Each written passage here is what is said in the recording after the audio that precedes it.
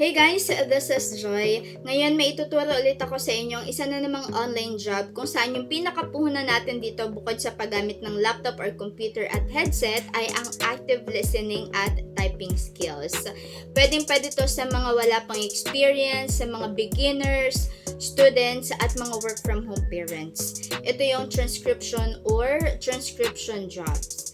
Ano nga ba yung ginagawa nila? Basically, sila yung mga nagko-convert ng audio files into written documents or text. Kadalasan yung mga files na yon galing siya sa podcast, interviews, webinars, or videos. Bakit natin kailangan mag-transcribe?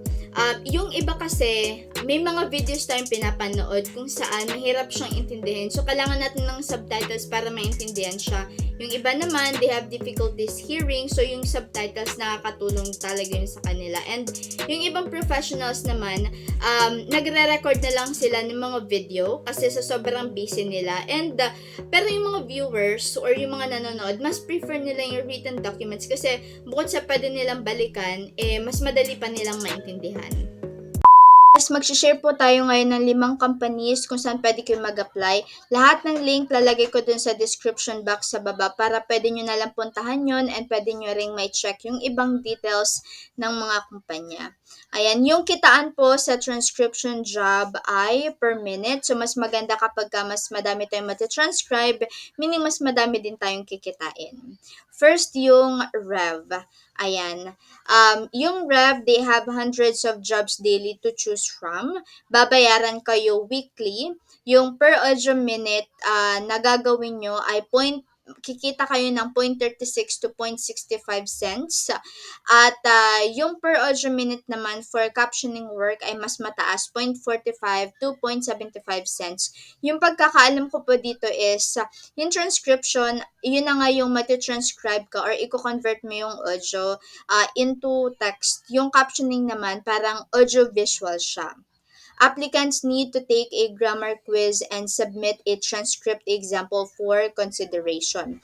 Dito sa mga transcription job, wala siya yung mga interview kasi dati nag-apply na din ako sa isa sa mga companies na to.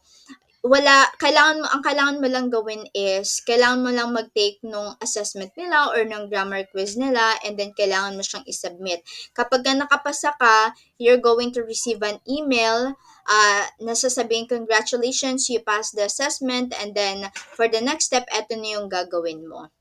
Ayan. Next, we have Transcribe Me. Ito yung kanilang website. Kapag magsa-sign up kayo, lalagyan yung full details. Siguro gagawa din tayo ng another video. Papakita natin kung paano ba tayo magsa-sign up or mag-a-apply sa isa sa mga companies na to.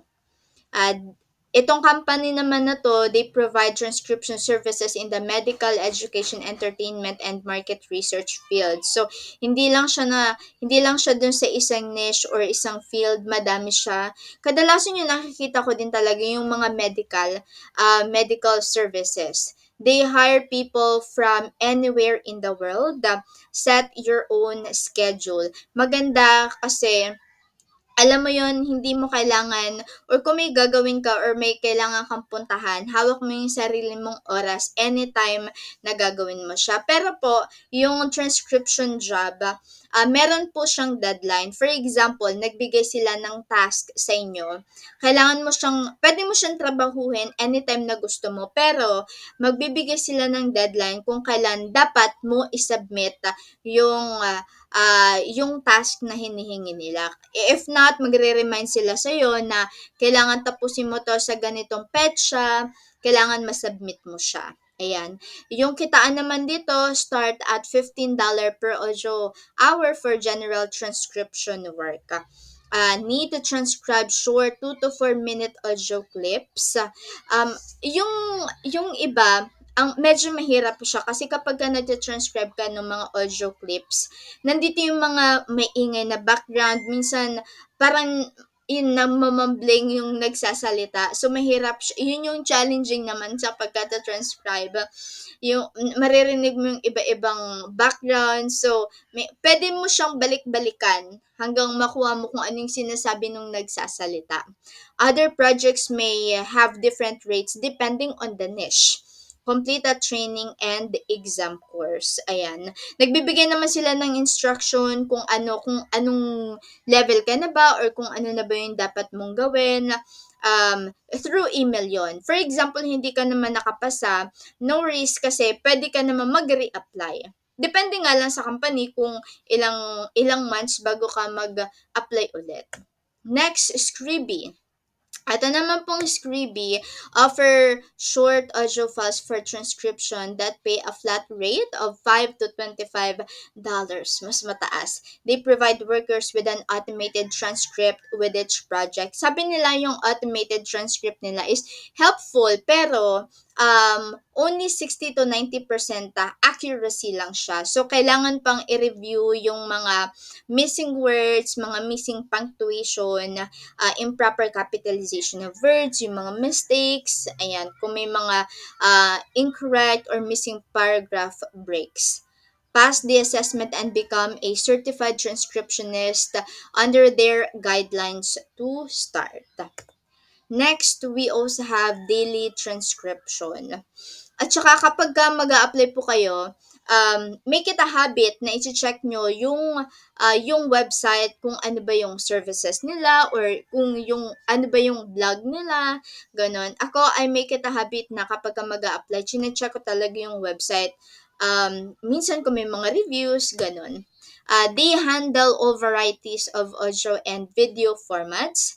Great for independent workers who can meet deadlines. Ito po yung sinasabi ko sa inyo, trabahuhin niyo siya kung hanggang kailan or kung anong oras niyo gusto, kung kailan kayo available. Pero dapat ma-meet niyo yung deadline na hinihingi nila. Ito, pwedeng-pwede siya dun sa mga stay-at-home mom, student, retiree, or just someone looking to break into a new career. So, maganda po tong dagdag or extra income, lalo na yung sa mga naka-work from home. Create your own schedule. Paid weekly for assignments and kikita kayo dito ng 0.75 to 0.85 cents per audio minute. They also provide training, feedback, and coaching workers. Beginners are encouraged to apply. So, huwag po tayong matakot kung wala tayong experience kasi ini-encourage nila yung mga beginners kasi kapag nag-email sila sa inyo, nandun na din yung mga details na kailangan yung gawin. So, kailangan lang talaga nating basahin mabuti at intindihin kung ano yung sinasabi nila dun sa email. Next, we also have SpeechPad. Yung SpeechPad naman po ay provide services for captioning video including subtitles and closed captions. Ang kitaan naman ay from 0.25 to $2.50 per audio hour. Yung requirement nila is pass a typing and grammar test. Earn ratings once you pass their test. Kasi sabi nila, kapag naipasa mo yung typing at saka grammar test nila, parang bibigyan ka nila ng ratings mo or yung marka mo din. And then from there, i-determine nila kung ano ba yung suitable or available na audio transcript para sa iyo. Free to choose your own projects and may qualify for high-paying work.